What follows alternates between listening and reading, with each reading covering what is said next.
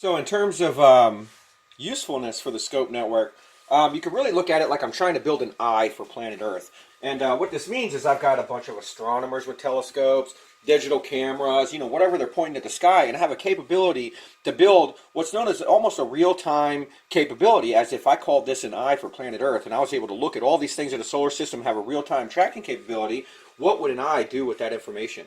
So some of the entertainment concepts, although very serious relative to some of the issues I might consider on this channel. The presentation of the technology, then the development across different workloads, whether it's for a government consideration or some sort of intelligence perspective, or interacting among the communications potential among 15 different species or 100 different craft relative to different types of men, different groups of men, or different places, towns, cities, or nations. So there's a lot of interaction to understand here.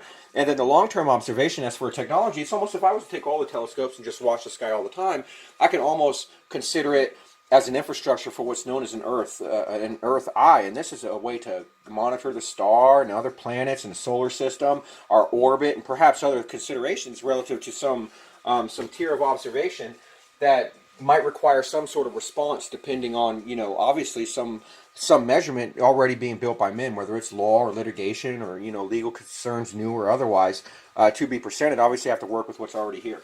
So the construction of an eye for the planet really is a safety measure. We have observation of the skies and all sorts of other things, and then how do I use it? So assembling an infrastructure, whether it's scientists or already existing observations using telescopes or digital cameras, and then saying, all right, so this is what I'm trying to do with it.